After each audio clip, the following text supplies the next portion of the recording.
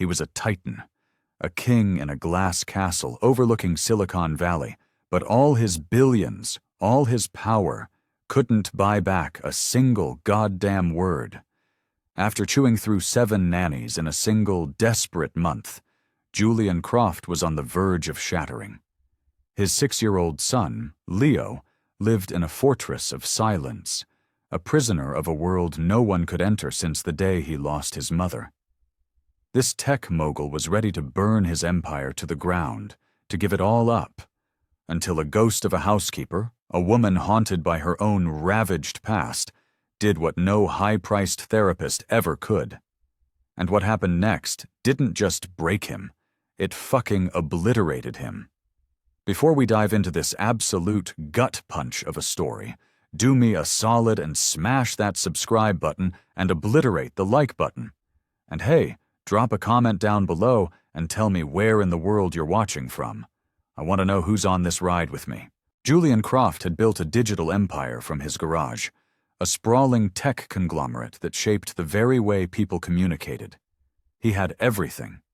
Private jets, sprawling estates, a name that commanded respect in any boardroom on the planet.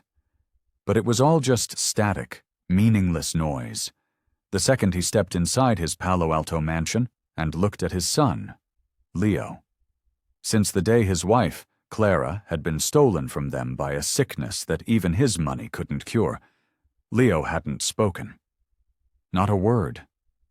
Julian could still feel the phantom echo of the boy's laughter in the cavernous hallways, the memory of his small voice calling him Daddy. It all vanished the day they put his mother in the ground. Leo didn't just go quiet. He ceased to exist on their shared plane of reality. He didn't answer to his name. He didn't meet anyone's gaze. His eyes would look past you, through you, as if you were made of smoke. The so-called experts, the best money could buy, threw a label at him: severe non-verbal autism. Julian, a man who dealt in the concrete logic of code and data, didn't understand the diagnosis at first. It felt like a cop-out, a fancy term for a grief too large for a small boy's heart. He thought, foolishly, that it would pass. But the weeks bled into months, and the silence solidified. It became a wall, thick and impenetrable, locking his son in a world Julian couldn't hack, couldn't buy, and couldn't bully his way into. The boy would shriek, a raw animal sound of pure terror, if anyone so much as brushed his arm. The warm California sunlight streaming through the floor-to-ceiling windows had to be blocked out with heavy blackout curtains, because the light sent him into a panic. He'd spend hours, entire afternoons, staring at the grain of the hardwood floor or at a fleck of dust dancing in a single stray sunbeam. Julian Croft had never known powerlessness. He'd orchestrated hostile takeovers, stared down federal regulators, and crushed competitors without losing a night's sleep. None of it, not one single battle, had prepared him for the terrifying vacancy in his own son's eyes. The Croft estate was a monument to modern architecture, a palace of glass and steel, but it felt like a tomb. It was massive, cold, and suffocatingly quiet. The staff tiptoed through the halls, communicating in whispers, their movements carefully choreographed to avoid startling the little ghost who haunted the mansion. 7 nannies, 7 highly qualified, experienced caretakers, had come and gone in 30 days. They arrived with bright smiles and bags of therapeutic toys, and they left, sometimes in tears, either burnt out from the sheer emotional toll, overwhelmed by the lack of progress, or fired in a blaze of Julian's impotent rage. He had a volatile temper when it came to his son, a fury born of sheer terror. He couldn't stand the sound of Leo's tortured screams. He couldn't bear watching the boy recoil from every offered hand, every gentle voice, as if he were being burned.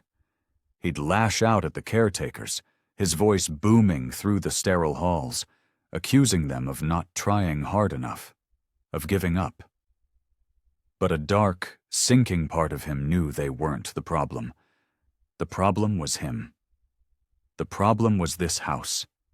The problem was a world without Clara in it.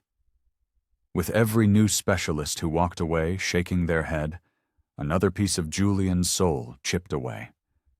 He found himself watching Leo from a distance, hiding behind doorways or observing him on security monitors, afraid to get too close. He feared his very presence was a source of pain for the boy. His son didn't seem to recognize him, not in any meaningful way. And that single devastating thought was the monster that devoured his sleep, night after night.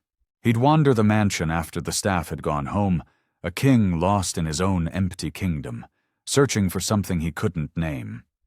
He'd stand outside Leo's soundproofed door, pressing his ear against the cold wood, listening.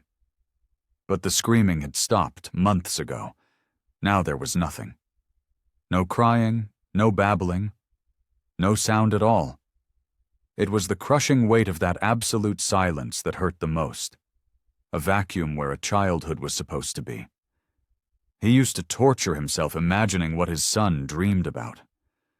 Now he was terrified that behind those closed eyelids there was nothing but the same fear and darkness that ruled his waking hours. Some nights he'd just stand there for hours. Other times he'd retreat to his office, pour a tumbler of scotch that was older than he was, and stare at the ghosts on his digital photo frame. Leo as a newborn, chubby and screaming with life. Clara, her head thrown back in laughter, the sun in her hair. An entire life he could never get back. Where did it go so wrong? The question gnawed at him. Was it the endless business trips? The nights he'd spent coding instead of reading bedtime stories? Did this small, fragile boy somehow blame him for his mother's absence? The questions were a swarm of wasps in his head, and there were no answers. All he had was a mountain of regret, and the ever-present, gut-churning fear that time was running out. The doctors had thrown the entire playbook at him. Behavioral therapy, speech therapy, sensory integration, even experimental drug trials he'd personally funded. Julian paid for it all without a second thought. The top professionals in the country, custom-built sensory rooms, in-home programs tailored to Leo's every need. Nothing worked, not a single damn thing. The therapists would leave with exhausted eyes and hollow platitudes. Progress will be slow. We have to manage our expectations. But Julian Croft wasn't wired for patience. He was a man who built empires on results. What he got was silence. Leo wouldn't engage with the therapists. He ignored the toys, the games, the music. He would either scream at something only he could see or spin in tight circles until he collapsed from dizziness. Julian sat in on one session and had to flee the room, a hot rage building in his chest. He slammed his office door so hard a picture fell off the wall, the sound of shattering glass a perfect echo of his own internal state. He was furious at the therapists, at the world, at God, but most of all, at himself. He couldn't fix his own child. His money was paper. His power was a joke. His connections were meaningless. The one thing he wanted in the entire world, the only thing that mattered, was to hear his son say "Dad" again. Just once. And he couldn't make it happen. The house was modified to Leo's condition. Custom low-spectrum lighting was installed because normal bulbs caused him pain. Soundproofing was added to his wing so his episodes wouldn't reverberate through the house. A therapist suggested visual schedules and picture boards, but Leo had ripped them from the walls in a silent, terrifying rage. Meals were a daily battleground. He wouldn't eat if the textures were wrong, if the colors touched on the plate. Bath time was a two-person ordeal that often ended in screaming and exhaustion for everyone involved. And yet, in the blackest depths of his despair, Julian still hoped. A stubborn, foolish part of him believed that if he just pushed harder, spent more, found the right person, something would finally click. But every day that passed, every time Leo looked through him without a flicker of recognition, another door slammed shut in the echoing hallways of his heart. He'd stopped going into the city. He ran his company through video calls, letting his lieutenants handle the day-to-day. His world, once global, had shrunk to the confines of this beautiful, sterile prison, to a boy lost in the fog, and to the growing, paralyzing fear that his own presence was making everything worse. The breaking point, the moment that finally shattered his carefully constructed facade of control, came on a Tuesday morning. It was early, the fog still clinging to the hills outside. Julian tried something simple, something a normal father would do. He brought Leo a small red toy car, a die-cast model of a Ferrari he himself had loved as a boy. He sat on the floor of Leo's room, a few feet away, and rolled it gently forward. "Look, buddy," he whispered, his voice cracking. "Vroom, vroom." Leo didn't move. His gaze remained fixed on the wall. Julian tried again, making a soft engine noise, a pathetic attempt to bridge the chasm between them. Leo blinked once, a slow, languid motion, but his eyes didn't even flicker toward the car. Then, with no warning, a piercing shriek ripped from the boy's throat.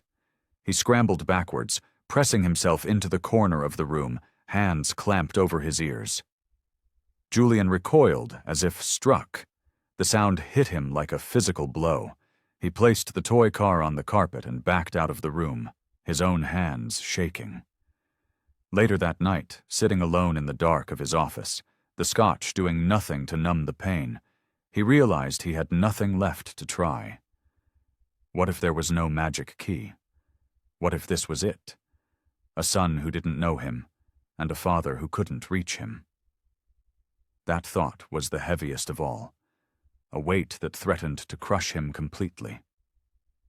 That one day, Leo might not remember him at all, and the even more terrifying thought. Maybe he never really had. Amelia Vance arrived at the Croft estate before dawn, shown in through a service entrance by a stern-faced head of staff. The mansion was an architectural marvel, a cold cathedral of wealth that made her feel small and insignificant. She took it all in with a practiced neutrality, her face a blank mask. She kept her head down, nodded when spoken to, and asked no questions. Her instructions were clear and simple: cleaning, laundry, general housekeeping. No direct interaction with the child, no personal conversations with Mr. Croft, and absolutely no mention of her past. That suited her just fine. She had been many things in her life: a pediatric nurse, a trusted counselor, a wife, a mother. But here, in this silent palace, she was just the housekeeper. Amelia Vance wasn't the name on her birth certificate, but it was the one she wore now like a suit of armor. She couldn't afford to be recognized. Not after the clinic. Not after the lies. Not after the courtroom that had stolen her daughter, Lily. She just needed a place to disappear. To breathe air that wasn't thick with failure and grief. A place to start again from zero. On her first day, she worked with a quiet efficiency that was almost invisible. She learned the rhythms of the house, the silent signals of the other staff. Most of them spoke in clipped professional tones, a shared language of avoidance. A chef handed her a list of tasks, and she moved through the vast rooms like a shadow. She wiped down acres of glass, dusted shelves filled with books that looked like they'd never been opened, and folded linens that cost more than her car. Around noon, while polishing the enormous grand piano in the main living room, she sensed a presence, a flicker of movement behind the heavy velvet drapes. She didn't turn. She didn't stop her work. She simply kept polishing, her movements slow and rhythmic. Out of the corner of her eye, she saw him. A small boy, Leo, clutching a worn, plush dragon, his small fingers compulsively rubbing the frayed fabric of its wing. He wasn't looking at her, but at her, observing her from the safety of his hiding place. She didn't try to speak. She knew better. Instead, she began to hum. It was a soft, simple tune, a lullaby her grandmother used to sing to her when she was a child, a melody of safety and unconditional love. She wasn't humming for him, not directly. It was for herself, a way to soothe the jagged edges of her own anxiety. But maybe, just maybe, it could be for him too. She didn't look his way, didn't acknowledge him, just kept working as if she were alone, filling the oppressive silence with a gentle, wordless song. The next day was much the same. She cleaned the long, echoing hallways, organized pristine pantries, and mopped floors so polished you could see your reflection in them. She passed Leo once in an upstairs corridor. He was sitting on the floor with his back against the wall, his little legs tucked under him, his gaze fixed on some distant, invisible point. The stuffed dragon was in his lap, a silent guardian. Amelia gave a tiny, almost imperceptible nod in his direction, but didn't break her stride. No sudden movements, no loud noises, no expectations. In the kitchen, while she helped the cook with prep work, she noticed a glass of organic, warm milk sitting untouched on the counter. "Is this for Leo?" she asked quietly. The cook sighed, not looking up from his chopping. "He never drinks it, but we offer it, every day." Amelia filed that piece of information away. Later that evening, after her official duties were done, as she did one last wipe of the dining room table, she quietly poured a fresh, small glass of the warm milk. She placed it on the floor in the hallway, near the spot where she had seen him sitting earlier. Then she turned and walked away without a second glance. She made no show of it. It was a silent offering, with no strings attached.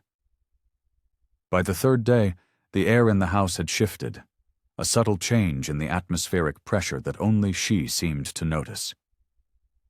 She was sweeping near the kitchen again when she saw Leo sitting just outside the doorway. He wasn't hiding this time. He sat with his back to the wall, his dragon in one hand, and his wide, curious eyes were fixed on her. He didn't seem afraid. He just watched. Amelia's heart gave a little flutter, but her expression remained serene. She kept sweeping, her movements predictable and calm, and she began to hum her grandmother's lullaby. She didn't try to make eye contact or force a smile. She just existed in the space with him, a non-threatening presence. After a few minutes, she poured another small glass of milk and placed it on the floor near him, before moving on to clean another room. When she returned 20 minutes later, the glass was empty. She told no one. She didn't smile or feel a surge of triumph, but deep inside, in the broken part of her soul that she thought had died in that courtroom, she felt a tiny, fragile seed of hope take root. It wasn't a cure, it wasn't a breakthrough, but for a boy who had walled himself off from the entire world, it was a beginning. It was everything. Amelia never deviated from this new, unspoken routine. She stuck to her chores, a silent, steady presence in the chaotic silence of the Croft mansion. She cleaned bathrooms, polished family photos in the hall that made her own heart ache, and folded laundry that still held the faint, clean scent of a little boy. She would see Leo around the house, a small shadow in the vast spaces, always with his dragon. But now, when she passed, his eyes would follow her. Just a glance. But it was a connection, a tiny thread in the darkness. She never pushed for more. She let him set the pace. Every day, she would leave the small glass of milk near wherever she thought he might be.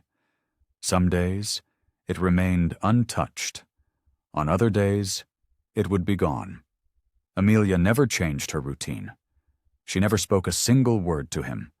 She just worked, she hummed, and she made sure the milk was always there. A quiet gesture of care, with no demands. That, she knew instinctively, was what this little boy needed. I've got to pause here for a second. Can you even imagine that kind of patience? To offer something every single day, not knowing if it will be accepted with no guarantee of a reward? It's a powerful lesson in love, isn't it? Let me know in the comments what you think of Amelia's approach. And if you're finding value in this story, please consider subscribing. It helps more than you know. Now, let's get back to it. In the evenings, after the house grew still and the day staff had departed, Amelia would sit in the cavernous laundry room, folding the last load of towels. In the quiet hum of the machines, her thoughts would drift back to her old life, to the woman she used to be, to the name Dr. Eleanor Vance. The name still felt like a shard of glass in her heart. Her former sister-in-law, a celebrated child psychologist whose professional jealousy and personal cruelty had cost Amelia everything. Eleanor had twisted a simple mistake at the clinic, a breach of protocol born of compassion, and spun it into a narrative of negligence and instability. She had testified against Amelia in court, her words poisoning the judge, poisoning her ex-husband, and ultimately stealing her daughter, Lily. She hadn't seen her little girl in 2 years. Now here she was, in a house drowning in a different kind of silence, trying to piece together the fragments of her life. She hadn't come here looking for a boy like Leo, but maybe, just maybe, this was a second chance. Not to fix him, not to be his therapist, but just to be someone who didn't walk away, someone who could sit in the silence with him. As she cleaned the kitchen floor that night, she saw the empty milk glass by the door, and for the first time in a very long time, Amelia allowed herself a small, secret smile. That empty glass was a promise. Rain lashed against the panoramic windows of the mansion, a relentless drumming that matched the fatigue in Amelia's bones. The sky over the valley was a bruised purple, and the day had been endless. She'd cleaned, folded, organized, and polished until her muscles screamed in protest. After the evening meal was cleared and the house settled into its nightly hush, she found her way to the main living room. The gas fireplace was off, but the thick, plush rug on the floor beckoned to her. She sat down with a weary sigh, stretching her aching legs, and then slowly lay back, the soft fibers cushioning her head. She let her body go limp, a marionette with its strings cut. She closed her eyes, just for a moment, seeking a brief refuge from the day. The rhythmic sound of the rain was soothing. She wasn't thinking about her chores, or her painful memories, or even about Leo. She was just empty. Her breathing deepened, her thoughts began to drift, and she floated in the peaceful void between wakefulness and sleep. She heard no footsteps, no rustle of clothing. She had no idea she was no longer alone. But then a feather-light touch on her chest. Something soft, careful, a whisper of an object placed with intense concentration. Amelia's eyes fluttered open. She didn't move, didn't even breathe, afraid the slightest motion would shatter the fragile moment. A small plastic toy stethoscope was resting on her chest, the kind from a child's doctor kit, and kneeling over her, his face a mask of solemn focus, was Leo. His small hand held the earpieces, as if he were a world-renowned cardiologist listening for the secrets of her heart. Amelia looked directly into his eyes, and for the very first time, he looked back. There was no fear, no panic, no vacant stare. There was only connection, a clear, unbroken line between them. And then, the miracle. Leo spoke. His voice was a tiny, fragile thing, barely a whisper, but the words were as clear as a bell. "It's okay, Mama," he breathed. "I'll fix it." Amelia's heart stopped. She couldn't speak. She couldn't move. She could barely process the sound. He had called her Mama. He had spoken a full sentence. He had spoken at all. It made no sense, and yet, in the profound, sacred space of that moment, it was the only thing in the world that did. Leo was right there with her, present, engaged, and more alive than anyone had seen him in years. Amelia could only stare, suspended in time, witnessing the impossible unfold before her very eyes. At that exact instant, the door to the living room swung open. Julian Croft stepped inside, his face etched with the usual exhaustion, expecting to find an empty room. Instead, he saw his son, his silent, unreachable son, kneeling beside the housekeeper, holding a toy. Leo didn't even register his father's presence. His entire universe was focused on the woman lying on the floor. Julian froze mid-stride. Words failed him. His eyes locked on Leo, then on Amelia. He saw the toy stethoscope. He saw the intense, calm expression on his son's face. And then he heard it, faint but undeniable. "I'll fix it." The words didn't just register, they detonated in his mind. His son had spoken. After 2 years of soul-crushing silence, Leo had spoken. And the words hadn't been for him. They were for her, for the housekeeper. A tidal wave of conflicting emotions crashed over Julian. Confusion, white-hot jealousy, profound grief, and a bewildering, explosive sense of hope. This wasn't how it was supposed to happen. Healing was supposed to come from specialists, from programs, from him. He took an involuntary step back, a stranger in his own home, witnessing a sacred ritual he had no part in. For years, he had thrown millions at the problem. The best therapists, speech pathologists, and behavioral experts in the world had all failed. He had poured his time, his energy, his very soul into trying to find the key to his son's prison. And now, this woman, this stranger, had walked in and, in a matter of days, had done the impossible. She wasn't a doctor. She hadn't followed any of the expensive, useless plans. She just cleaned his goddamn house. And yet, Leo had chosen her. Julian didn't know whether to scream at her or fall at her feet. One part of him felt profoundly betrayed, as if she had stolen something that was rightfully his. Another part of him felt a relief so immense it made his knees weak. He just stood there, paralyzed by the sheer magnitude of the moment. Amelia didn't speak. She just looked up at him, her eyes wide with a mixture of shock and apprehension.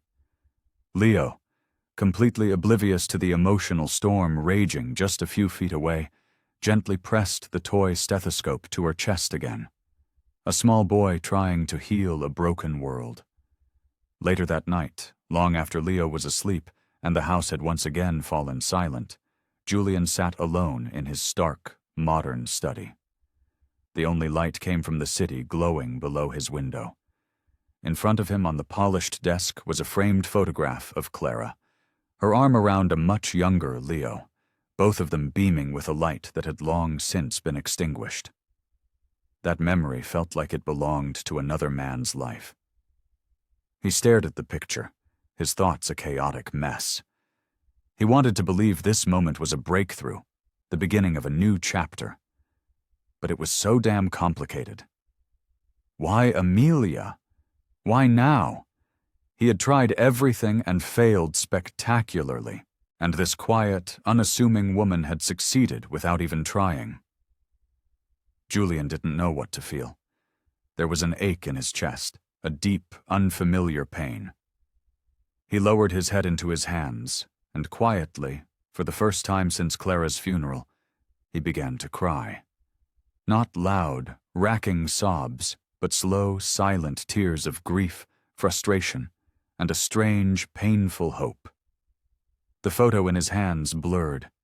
He traced Clara's face with his thumb, remembering the effortless way she could calm Leo, her soft singing, the gentle way she would rock him.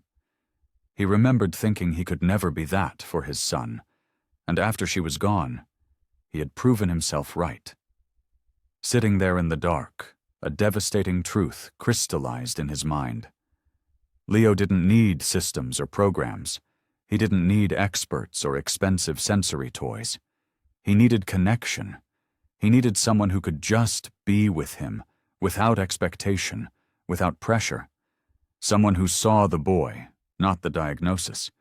Amelia had been that person. She had filled a space that Julian, with all his desperate, clumsy efforts, had only made bigger. He wept, not for his failure, but for the staggering realization that for the first time in years, his son might still be in there after all. Maybe.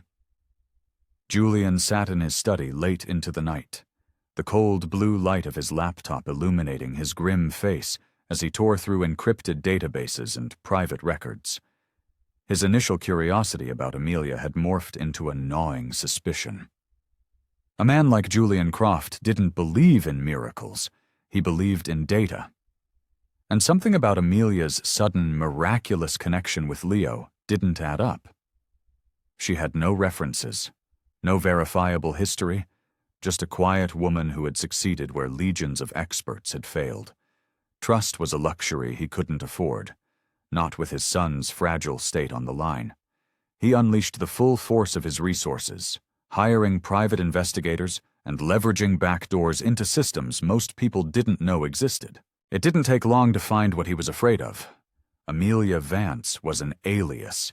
Her real name was Amelia Gable. Years ago, she was a pediatric nurse. A good one, by all accounts. But her career had ended in a firestorm of scandal. Fired. Investigated. A brutal custody battle followed, and she lost her daughter. The judge's ruling was scathing, citing professional negligence and emotional instability. And the key witness whose testimony had sealed Amelia's fate, the expert who had painted her as a danger to children? Dr. Eleanor Vance, Julian's own highly paid, trusted child behavior consultant, the architect of Leo's entire failed therapeutic program. The revelation hit him like a physical blow. The next morning, Julian summoned Eleanor to his office. She arrived, as always, impeccably dressed, radiating an aura of calm, professional authority. When he brought up Amelia, her expression hardened instantly. "She's a danger, Julian," Eleanor said, her voice sharp and clinical. "I warned you about hiring unvetted staff. I know her history. The woman is unstable. She forms inappropriate attachments and has a history of making reckless, emotional decisions. She is the last person you want around a vulnerable child like Leo." Julian pushed for more, watching her closely. Eleanor laid out a story of how Amelia had ignored protocol at her previous job, how her poor judgment had endangered a child, how she'd had a complete breakdown in court. "She lost her own child, Julian," Eleanor concluded, her voice laced with false sympathy. "That tells you everything you need to know." Julian felt a cold dread creep into his stomach. His mind replayed the scene in the living room. Leo's whispered words, the toy stethoscope, the impossible, beautiful moment of connection. And now this. He had to face Amelia. He found her in the laundry room, calmly folding sheets. He didn't mince words. He laid out what he had found, his voice cold and accusatory. Amelia's face went pale, but her eyes didn't waver. Her voice, when she finally spoke, was quiet, but firm. "Ask Leo if I'm a danger?" The simplicity of her response disarmed him. He stared at her, searching for the monster Eleanor had described, for any sign of deception or instability. He found nothing. There was just a tired, sad woman standing before him. A woman who looked like she had nothing left to hide. A part of him, the part that had seen her with his son, wanted to believe her. Deep down, he already did. But the other part, The ruthless CEO, trained by years of risk assessment and brutal betrayals, heard Eleanor's words echoing in his head. Court documents don't lie. She lost her own child. He felt trapped. He had his advisors, his company's reputation, and most importantly, a profoundly fragile son to protect. If anything happened to Leo under his roof, it would be his failure, his fault. The risk, according to the data, was too high. That night, after hours of agonizing deliberation, he made the call. Amelia had to go. The next day, he found her in the kitchen and delivered the verdict. His words were clipped, devoid of emotion. Your services are no longer required. An NDA and a generous severance package will be delivered to you. Amelia simply nodded once. She didn't argue. She didn't beg. She packed her few belongings in silence and walked toward the back door. As she passed, she saw Leo standing in the hallway, watching her, his small face a question mark. She looked at him, her heart breaking, and gave him a small, sad wave. And then she was gone. That evening, the mansion felt wrong. The silence that returned was not peaceful. It was heavy, suffocating. At dinner, Leo refused to come to the table. He pushed his plate away and curled into a ball in the corner of the dining room. The staff tried to coax him out, but he let out a scream that was more terrible than any Julian had heard before. Julian rushed to his side, trying to speak in a soft voice, but Leo flinched away violently and began to methodically bang his head against the wall, over and over. Julian shouted for help. Nothing worked. Not the emergency medication, not the weighted blankets, nothing. He knelt on the floor, helpless, watching his son self-destruct. Hours passed. Leo's cries didn't stop. His voice grew hoarse, but he kept screaming, thrashing, fighting off any attempt at comfort. Julian paced like a caged animal, calling doctors, demanding answers. One suggested upping his sedative dose. Another recommended physical restraints. It was a nightmare. Every time someone got close, Leo's panic escalated. His small body trembled with a terror Julian couldn't comprehend. Finally, Julian ordered everyone out of the room. He slumped against the door, his head in his hands, listening to the muffled sounds of his son's agony. He had a house full of paid professionals, yet no one knew what to do. For 2 years, they had trusted the experts. For a few short weeks, they had trusted Amelia. And now she was gone, banished because of a file on a computer screen. A sickening realization began to dawn on him. Maybe the reports were manipulated. Maybe her past was more complicated than a court document could convey. But whatever she was or wasn't, here, in this house, in Leo's small, silent world, she had been a source of peace. She had been a source of hope. Julian stayed awake all night, sitting on the floor by Leo's bed, watching his son's fitful, twitching sleep. Dark bruises were already forming on the boy's forehead, where he had repeatedly struck the wall. Julian felt a powerlessness so profound it was almost a physical weight. But beneath it was something sharper: regret. He had trusted paper over instinct. He had listened to warnings instead of watching with his own eyes. None of it had reached his son. Only Amelia had. She didn't come with a fancy degree or a 10-point plan. She had simply been present in the silence, in a way no one else had been able to endure. He finally understood. Trust wasn't built on credentials or background checks. It was felt in quiet moments, in patient offerings, in a shared, unspoken understanding. He thought of her soft humming, of the way Leo had looked at her as if she were the only person in the world. And now she was gone, and Leo's world had shattered because of it.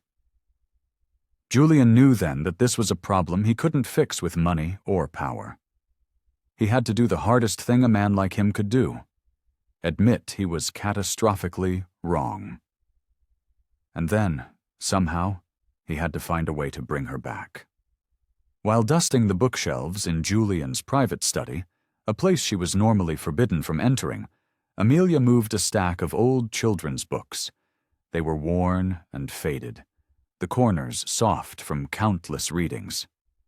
They were Clara's. As she wiped the shelf, her cloth snagged on something wedged behind the books.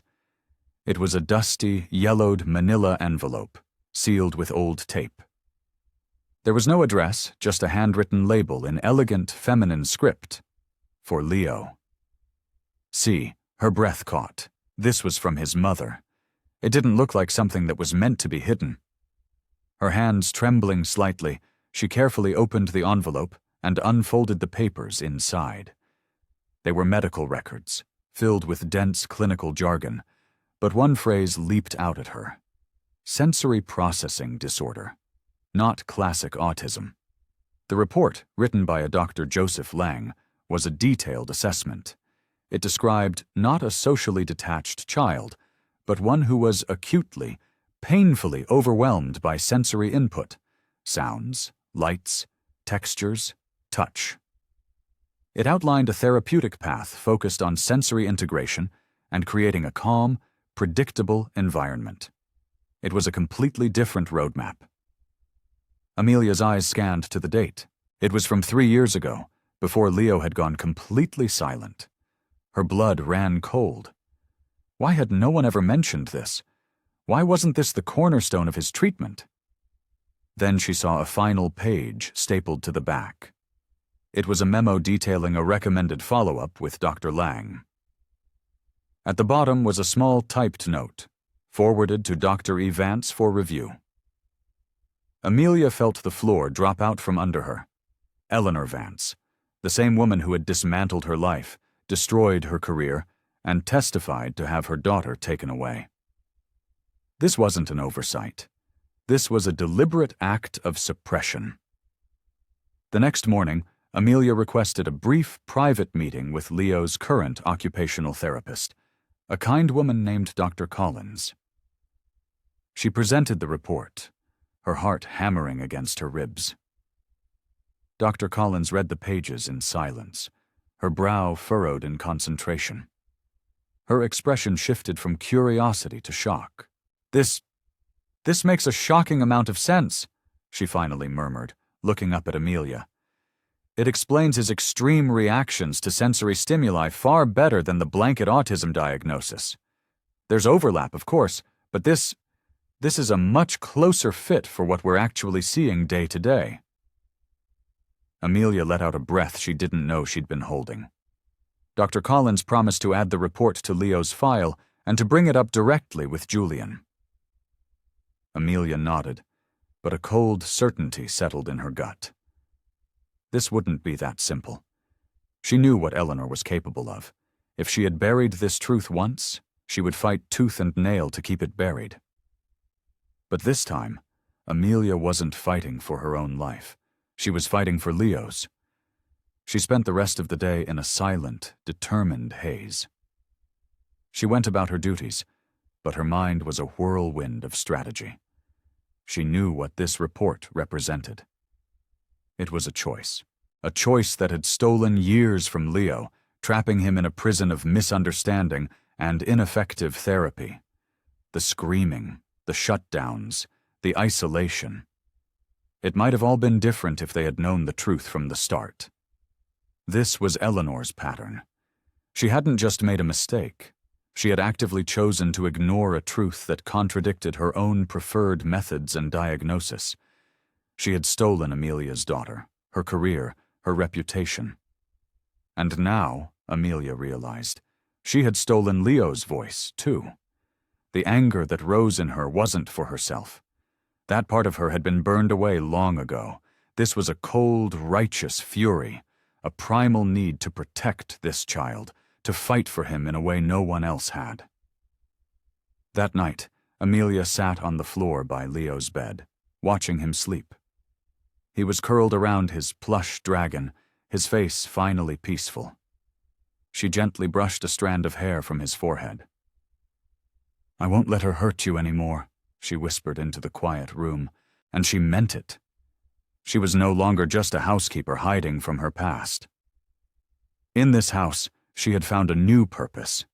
She knew that confronting Eleanor was a monumental risk. She could lose this job, this fragile sanctuary she had found. She could lose everything all over again. But she didn't care. If she stayed silent now, she was complicit. Fear had silenced her once before, and it had cost her everything. This time she would speak. She would scream the truth from the rooftops if she had to, even if it cost her the only second chance she might ever get. Because this wasn't just her story anymore. It was Leo's. And he had already lost far too much. She held on to the report that night like a sacred text. She thought of Leo's whispered words. "I'll fix it." It hadn't been a child's game. It was a plea. He had trusted her. He had reached out from his silent world when everyone else had given up. Amelia wasn't going to betray that trust. She thought of every failed therapy, every frustrated expert, every adult who had looked at Leo and seen a problem to be managed instead of a child to be understood. He deserved a champion. The next morning, she would go to Julian. Not just with the report, but with the whole truth. About Eleanor, about the lies, about the devastating consequences. She didn't know if he would believe her, but she had to try. Because Leo had spoken to her when the world said he couldn't. That wasn't an accident, that was proof, and Amelia was ready to go to war for it. Julian didn't tell a soul about the appointment, except Amelia. No assistants, no handlers, and certainly not Eleanor. After finding Amelia's evidence, he had made a call in the dead of night, leaving a terse, desperate message on Dr. Lang's private number. The doctor, long since retired from the bureaucratic world of big city hospitals, returned his call the next morning. His voice was calm, kind, and unsurprised. He now ran a small private practice in a quiet corner of Vermont.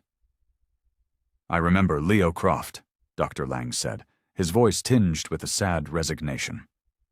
"I often wondered what became of him. I suspected my report was filed away."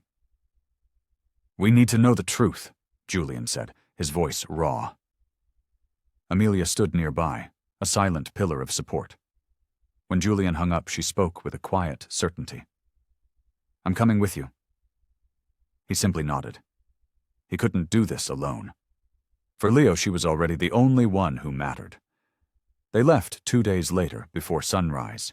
The drive was 6 agonizingly long hours. Amelia had packed a bag with sensory toys, noise-canceling headphones, Leo's favorite snacks, and of course, the worn plush dragon. Julian drove, his knuckles white on the steering wheel. Leo sat in the back, silent as usual, watching the world blur past. Halfway there, they stopped at a busy rest stop. Leo had been calm in the car, but the moment they stepped out, something shattered his fragile peace. The sudden roar of a truck's air brakes, the high-pitched whine of a hand dryer from the restroom. It was impossible to know the exact trigger. He collapsed onto the pavement, hands over his ears, a keening wail of pure agony erupting from his small body. People stared. A mother pulled her own child closer. Julian froze, the old, familiar helplessness paralyzing him. He reached for Leo, but stopped, not knowing what to do. Amelia didn't hesitate for a second. She got down on the dirty pavement with him, gently guided him under the relative shelter of a picnic table, and pulled him into her lap.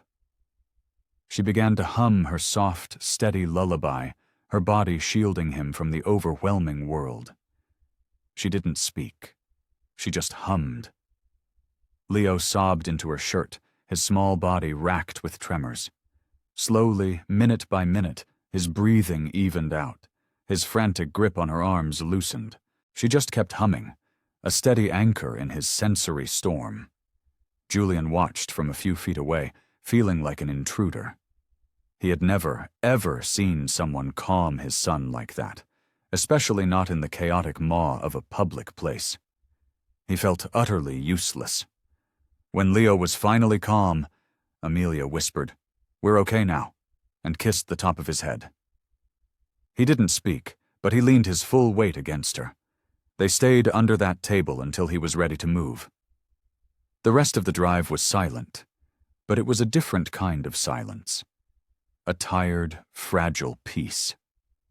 Leo fell asleep with his head in Amelia's lap. Dr. Lang's clinic was a simple, unassuming white building nestled amongst pine trees. It looked more like a cottage than a medical facility. Dr. Lang greeted them at the door. He was older, with kind eyes that seemed to see everything.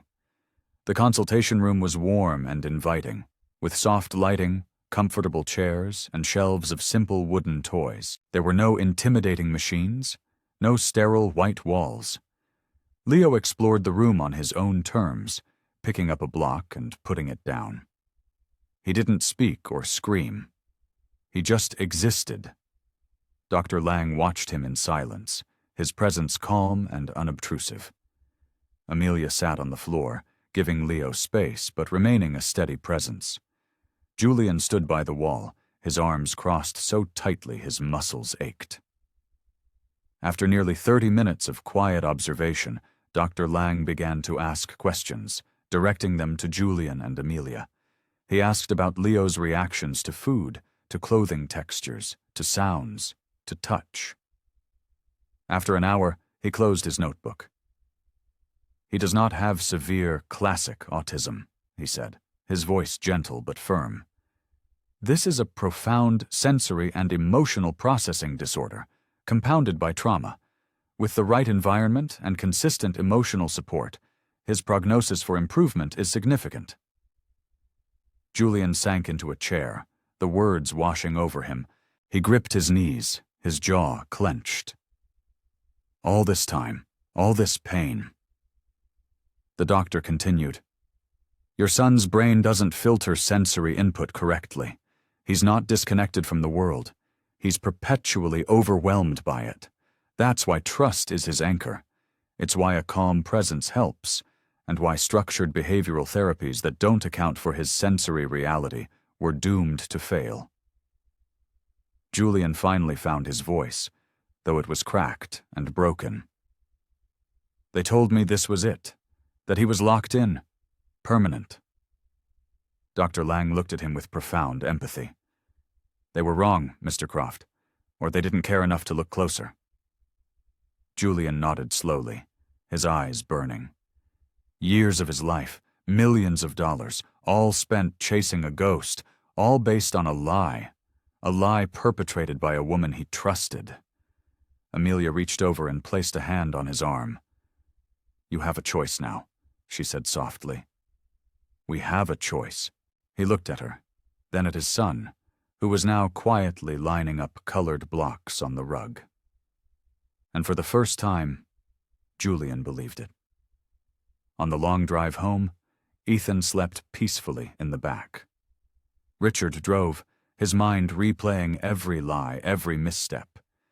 He thought of Eleanor, of her cold, clinical pronouncements, of the buried report that could have saved them years of agony. The truth was a bitter pill, but it was also an antidote. It gave him something he hadn't had in years, a clear path forward. They stopped at a quiet diner for dinner. Leo didn't scream. He sat beside Amelia and ate a grilled cheese sandwich, piece by piece. Richard watched him, a quiet miracle unfolding in a roadside booth. That night, back in the silent mansion, Richard didn't retreat to his study. He sat on the floor outside Leo's room and just listened, not for cries of distress, but for the sound of peaceful breathing. And in that gentle, quiet sound, he finally heard hope. The attack was a digital blitzkrieg. Julian woke one morning, opened his tablet, and was met with a barrage of headlines from every major news outlet. Disgraced nanny with violent past hired by tech billionaire. Julian Croft's son in danger?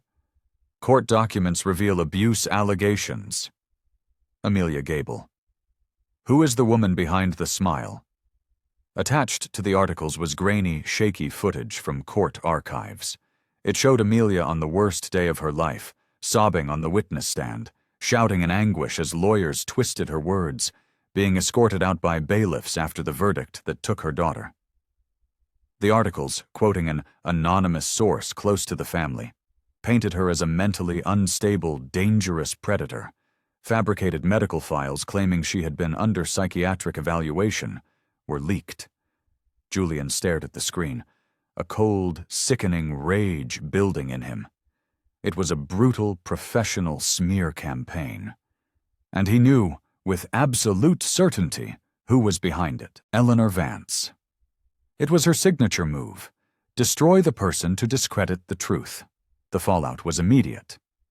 Within hours, Child Protective Services was on the phone. They had received dozens of anonymous tips expressing grave concern for Leo's safety. A formal investigation was launched. Julian fought back, arguing, explaining, but it was useless. The machine was in motion. By law, until the investigation was complete, Amelia had to be removed from the home. 2 solemn officials arrived to escort her out. She didn't fight. She didn't cry. Her eyes found Leo, who was sitting on the floor, hugging his dragon, watching the scene with a terrifyingly blank expression. When the door closed behind Amelia, he didn't move. But as dusk fell, his world imploded. He refused to eat. He sat in one spot, rocking violently. When Julian approached, the boy screamed, a sound of such profound agony it was barely human. He clawed at the door Amelia had exited through, his small nails leaving scratches in the wood. And he cried one word, over and over, until his voice was a raw, shredded whisper. "Mama! Mama! Mama!" Nothing could soothe him. Without Amelia, Leo was regressing at a terrifying speed. He barely slept. He hit his head against the wall. He refused all food and water. Julian sat outside his door, night after night, listening to his son's heart-wrenching cries, a broken man listening to the sound of his greatest failure. He thought of Eleanor's venomous words when she'd called to offer her support. You can't build a life for a child with a broken woman, Julian. But now he knew the truth. Amelia wasn't the one who was broken. She was the one who had started to piece them back together. His mistake wasn't hiring her. It was ever letting her go. Eleanor continued her public assault, giving interviews to sympathetic journalists, praising CPS for their swift intervention. She met with members of Julian's board, spinning a tale of how she was trying to protect Leo from a manipulative, dangerous woman. Julian remained publicly silent. But behind the scenes, he declared war. He put his team of investigators and lawyers to work. He started reaching out to other families, other former staff members of Eleanor Vance. At first, there was fear, hesitation, but Julian was persistent. And slowly, the stories began to trickle out. A mother whose child was misdiagnosed and overmedicated for years. A father who was threatened with legal action for seeking a second opinion. A nurse who was fired for questioning an altered report. A dark pattern emerged. Eleanor Vance ran an empire built on control, intimidation, and the silencing of anyone who questioned her authority. Amelia hadn't just questioned her, she had threatened to expose her. Julian's team found the digital fingerprints. The documents leaked to the press had been expertly forged, but not perfectly. Metadata didn't match. Digital signatures were inconsistent. It was all the proof he needed. This was no longer about clearing Amelia's name. It was about dismantling an empire of lies that had harmed countless children. His legal team warned him it would be a bloody public fight. Eleanor was powerful, connected. "I don't care," Julian said, his voice cold as ice. "She operated under my roof, under my protection. That ends now. I'll burn my own company to the ground if that's what it takes to make sure she never touches another child again." The mansion had become a mausoleum again. Leo barely moved, whispering "Mama" to his dragon. Amelia called once, a brief, worried call, but CPS had issued a no-contact order. "Tell him," she had said, her voice thick with emotion. "Tell him I haven't forgotten him." That night, Julian stood in Leo's room, watching his son sleep, his small face pale, bruises dotting his arms from his own fists. He looked out the window at the city lights, a city he had helped build, and made a vow. Eleanor Vance had taken enough. She had built her career on the silence of children. And now her time was up. He would not stop until every single truth she had buried was dragged, kicking and screaming, into the light. Amelia had fought her battle alone for far too long. Now it was his turn to fight. Amelia sat in the sterile quiet of a temporary apartment, hours away from the mansion, from Leo. The silence was a physical weight. Her hands shook as she scrolled through the old audio files on her phone, a piece of her past she had saved out of a desperate, primal instinct. It was her last resort, a nuclear option she had prayed she would never have to use. It was a voicemail left by Eleanor years ago, on the night after the custody hearing.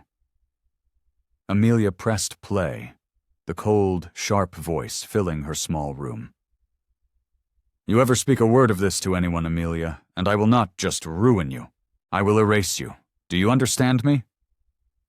It was short, brutal, and undeniable. It was a direct threat.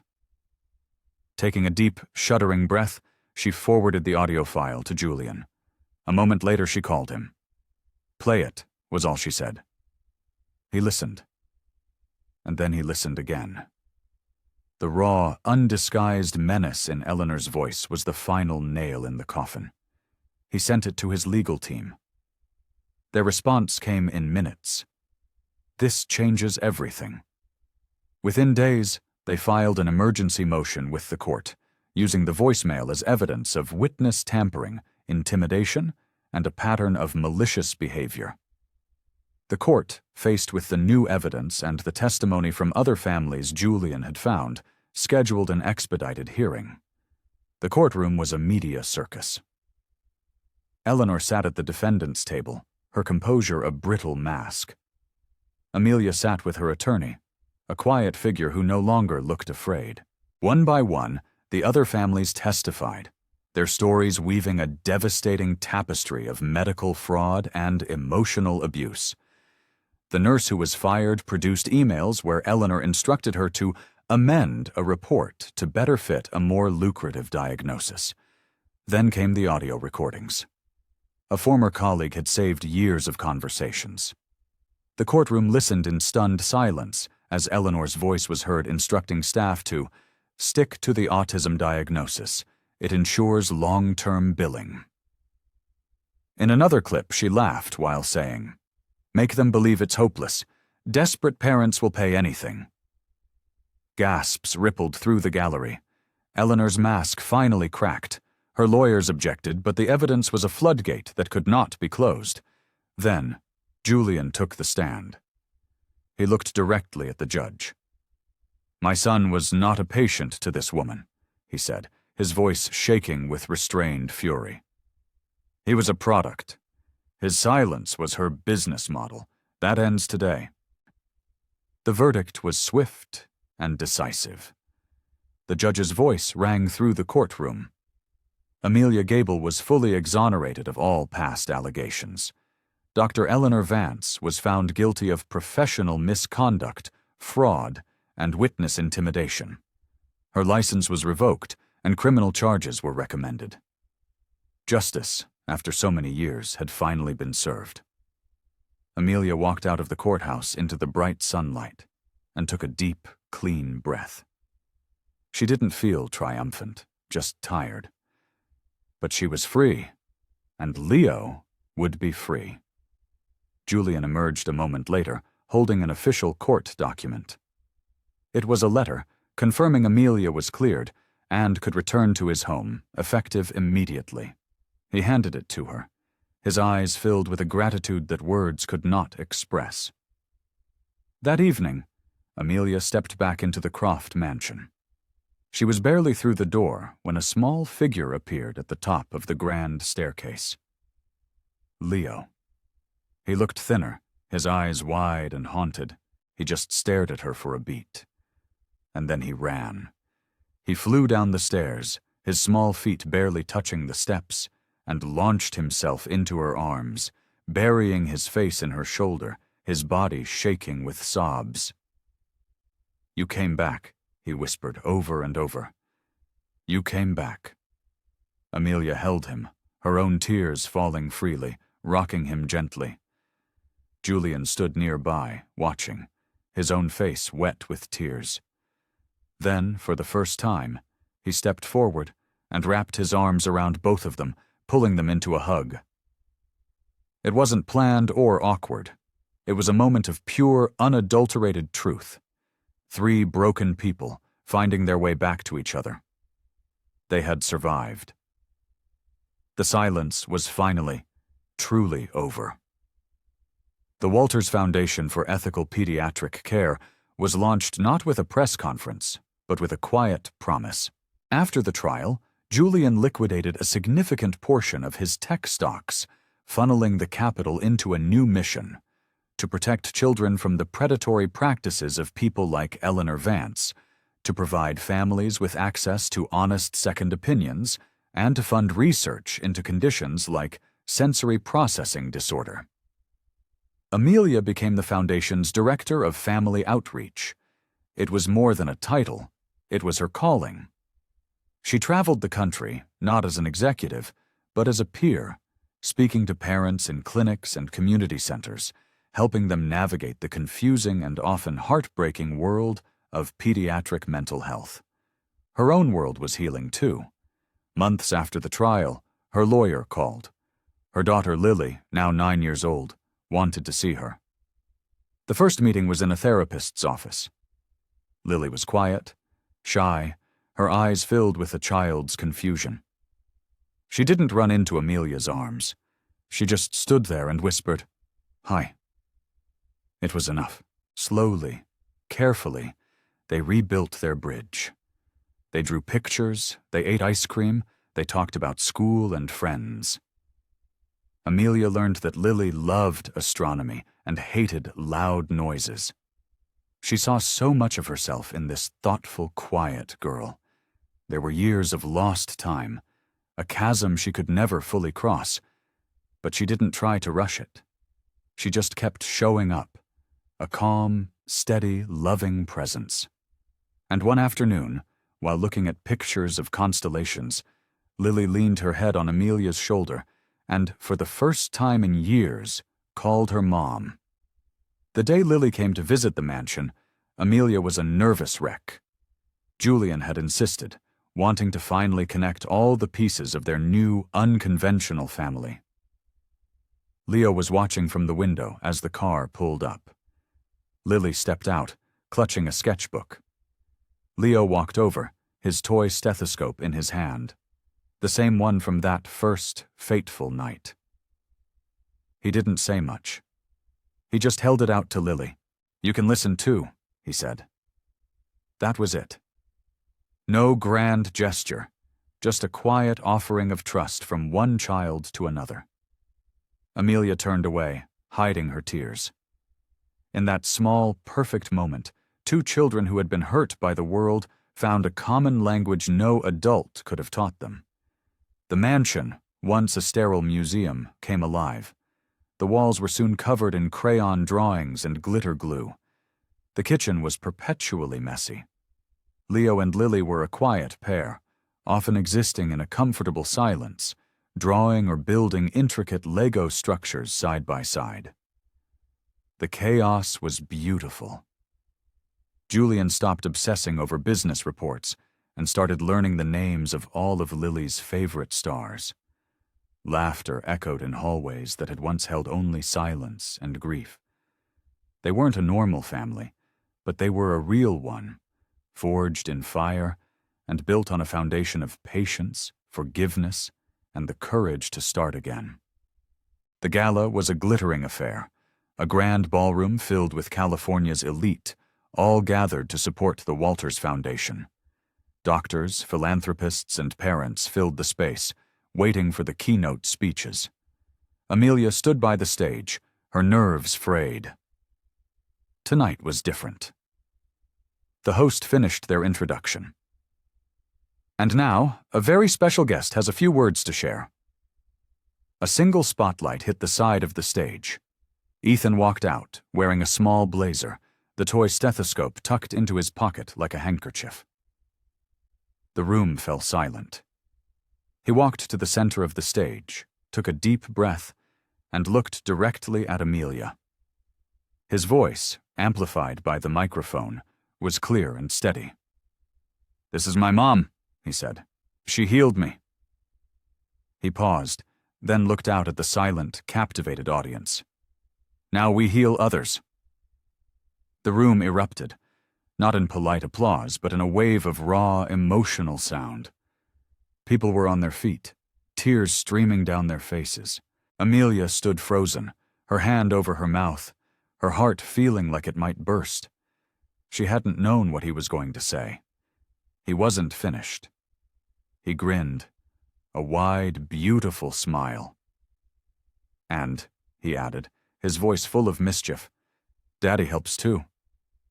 Laughter broke the tension, rolling through the ballroom.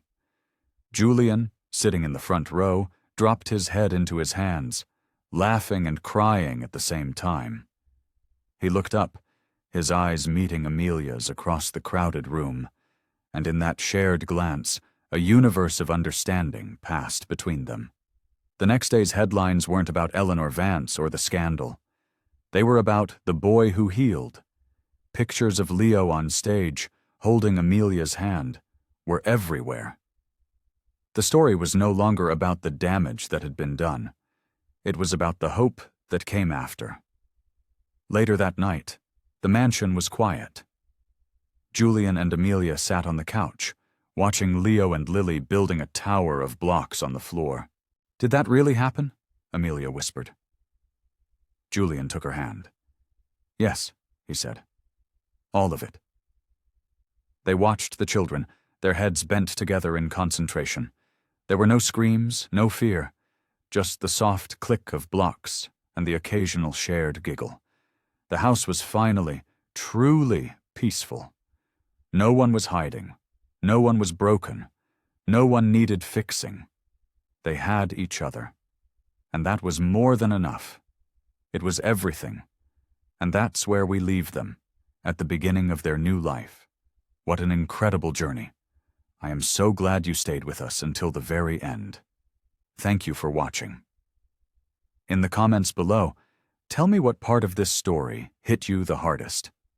Was it Julian's despair, Amelia's quiet strength, or Leo's final triumphant words? I want to hear all of it. Your thoughts and your engagement mean the world to this channel. Don't forget to subscribe for more stories that dig deep and make you feel. Until next time.